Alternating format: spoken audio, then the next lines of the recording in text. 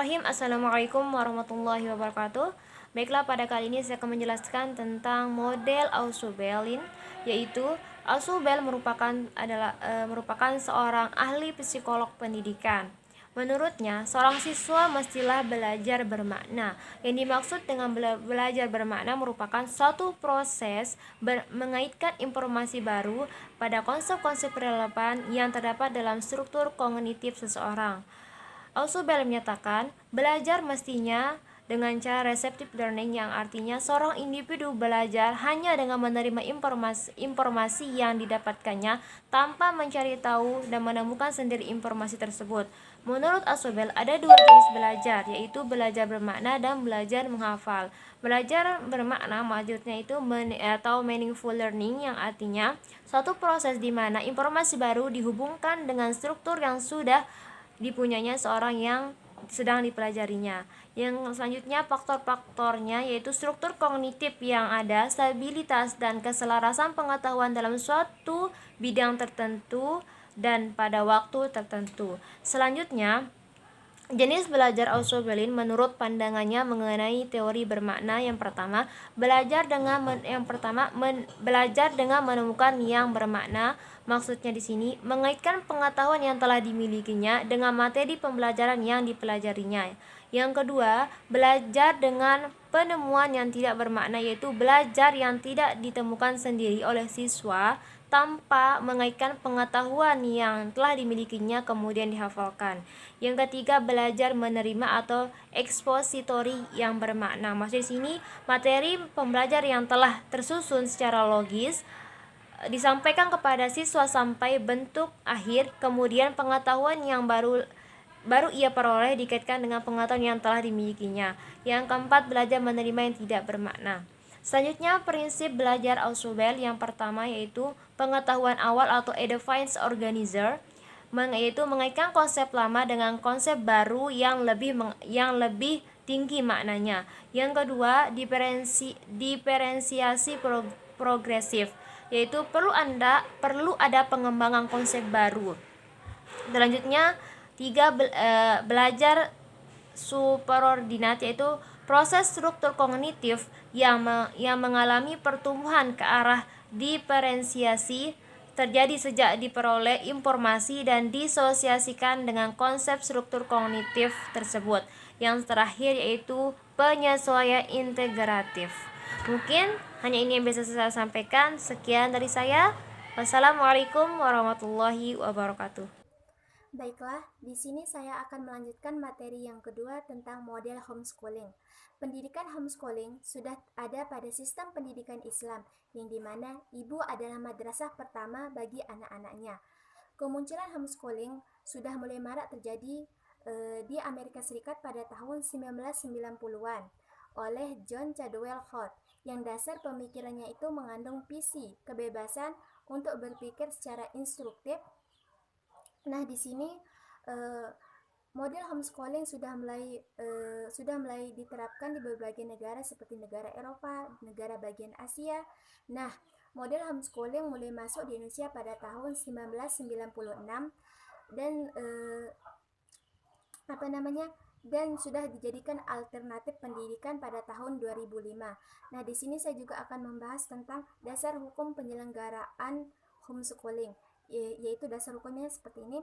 Komitmen internasional merujuk pada A World Fit for Children, yaitu menciptakan dunia yang layak bagi anak tahun 2002, yang menyatakan menciptakan anak sebagai pertimbangan pertama untuk kepentingan terbaik anak, memperhatikan tumbuh kembang anak sebagai dasar utama pengembangan manusia, dan memberikan kesempatan pendidikan yang sama pada anak-anak. Nah, di sini yang kedua itu dasar legalitas homeschooling dalam payung hukum nasional adalah satu, yang pertama itu PP nomor 73 tentang pendidikan luar sekolah. Yang kedua, keputusan Menteri Pendidikan dan Kebudayaan. Nah, di sini pendidikan itu dikenal ada tiga jalur, yaitu pendidikan formal, pendidikan non formal, dan pendidikan informal. Nah, di sini selanjutnya saya akan membahas tujuan dan manfaat homeschooling. Homeschooling mempunyai berbagai macam tujuan dan manfaatnya. Adapun tujuan dari homeschooling yaitu yang pertama, menjamin penyelesaian pendidikan dasar dan mencegah yang bermutu untuk proses pembelajaran akademik dan kecakapan hidup. Di sini sudah jelas pendidikan homeschooling akan menjamin penyelesaian pendidikan dasar anak. Nah, yang kedua di sini menjamin pemerataan dan kemudahan akses pendidikan bagi setiap individu untuk proses pembelajaran akademik dan kecakapan hidup. Nah, di sini juga akan homeschooling ini akan menjamin tidak semua anak itu harus pergi ke sekolah untuk belajar. Di rumah juga bisa belajar. Yang itu yaitu yang digunakan dengan yang disebut dengan namanya homeschooling, belajar dari rumah. Nah, yang ketiga itu melayani peserta didik yang memerlukan pendidikan akademik dan kecakapan secara fleksibel untuk meningkatkan mutu kehidupannya. Nah, adapun manfaat homeschooling menurut Adilistiono yaitu yang pertama, anak-anak menjadi subjek belajar. Nah, di sini anak-anak itu menjadi subjek pembelajaran. Nah, di sini kita akan menjelaskan materi apapun kepada anak dan anak itu adalah menjadi subjek kita. Nah, di sini yang kedua itu objek yang dipelajari sangat luas dan nyata. Di sini kita akan mengajar anak sesuatu yang sangat luas dan sehingga anak bisa berpikir menggunakan pemikirannya. Yang ketiga itu fleksibel. Fleksibel maksudnya di sini itu cara pemikiran yang luas. Nah, di sini selanjutnya itu pembelajaran kontekstual. Nah, di sini inilah model homeschooling yaitu. Selanjutnya yang ketiga yaitu jenis dan model homeschooling. Homeschooling terbagi menjadi 3 jenis, yaitu homeschooling tunggal, homeschooling majemuk, dan juga homeschooling komunitas. Yang pertama, homeschooling tunggal. Homeschooling tunggal ini merupakan homeschooling yang hanya melibatkan satu keluarga saja. Homeschooling tunggal ini yang paling berperan penting yaitu orang tua. Orang tua yang menjadi pembimbing, teman belajar, dan juga penilaiannya adalah yang menjadi penilai adalah orang tua. Homeschooling tunggal ini bersifat fleksibel, artinya dapat dilakukan di mana saja dan kapan saja. Yang kedua yaitu homeschooling majemuk. Homeschooling majemuk ini bisa dilakukan oleh 2 keluarga atau lebih untuk kegiatan tertentu saja. Jadi homeschooling tunggal ini dilakukan hanya untuk kegiatan tertentu saja. Kegiatan pokok atau intinya tetap dilakukan oleh orang tua masing-masing atau homeschooling tunggal. Jadi homeschooling majemuk ini dilakukan untuk memacu semangat anak dan juga sosialisasi anak dengan anak-anak lainnya agar anak lebih bersemangat lagi untuk berprestasi. Yang selanjutnya yaitu homeschooling komunitas. Homeschooling komunitas ini merupakan gabungan antara beberapa homeschooling majemuk yang menyusun dan menentukan silabus RPP dan lainnya, dan pembelajaran adalah homeschooling majemuk. Peserta didik mengikuti homeschooling komunitas memiliki ruang gerak sosialisasi yang lebih luas dibandingkan dengan homeschooling lainnya. Model pembelajaran yang selanjutnya yaitu model pembelajaran holistik integratif. Model pembelajaran holistik integratif ini merupakan model pembelajaran untuk pendidikan anak usia dini yang berpusat pada anak, di mana dalam proses penerapannya menstimulasi berbagai aspek perkembangan anak secara menyeluruh dalam suatu kegiatan main maupun dalam tahapan pembelajaran, mulai dari awal kegiatan pembelajaran sampai akhir kegiatan pembelajaran. Proses pembelajaran yang dilakukan melalui model ini adalah belajar dengan bermain atau dengan bermain seperti APE dan lainnya untuk menerapkan prinsip perkembangan anak secara konsekuen sehingga mampu menstimulasi perkembangan anak, baik itu melalui tahap-tahap perkembangan sesuai dengan kebutuhan anak. Baiklah, saya akan melanjutkan penjelasan dari Nur Aprilia Sardika. Jadi yang kedua itu prinsip model pembelajaran holistik integratif. Prinsip model ini sendiri itu terbagi atas 9 prinsip. Yang pertama itu pelayanan holistik adalah pemenuhan atas kebutuhan anak usia TK 4-6 tahun yang dilayani secara esensial, utuh, dan terpadu melalui layanan yang sistematik dan terencana yang mencakup layanan kesehatan gizi,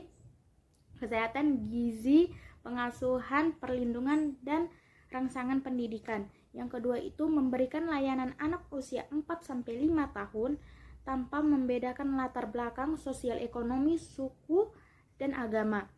Yang ketiga itu pemberian layanan anak usia 4-6 tahun dengan mengenali budaya-budaya lokal yang konstruktif dalam bentuk pelayanan kegiatan bermain anak. Yang keempat itu good governance, atau artinya itu pemerintahan yang bagus. Jadi di sini adanya koordinasi dan kerjasama lintas sektoral kementerian antara institusi pemerintahan, lembaga penyelenggaraan layanan, dan organisasi terkait baik lokal, nasional maupun internasional dalam menyelenggarakan pendidikan anak usia TK holistik integratif. Yang kelima itu kegiatan pembelajaran berorientasi pada kebutuhan anak. Yang keenam itu belajar melalui bermain. Yang ketujuh itu lingkungan yang kondusif. Maksudnya di sini adalah lingkungan yang menarik, menyenangkan, aman, serta nyaman bagi anak. Yang kedelapan itu menggunakan pembelajaran terpadu atau terarah, atau yang sudah sesuai dengan tema atau subtema yang telah dibuat guru mengikuti kurikulum yang ada. Yang kesembilan itu pembelajaran bersifat demokratis. Demokratis itu kan maksudnya menyeluruh. Jadi memberi kesempatan kepada anak didik untuk berpikir, bertindak, berpendapat, berekspresi secara bebas dan bertanggung jawab atas dirinya maupun orang lain. Gitu. Terus yang ketiga itu gambaran model pembelajaran holistik integratif.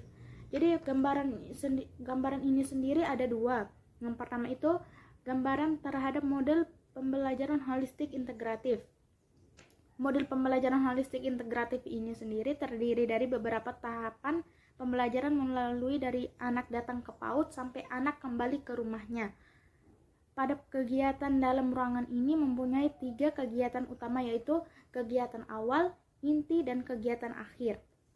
Yang kedua itu tahapan fokus pengembangan pada masing-masing tahapan model pembelajaran.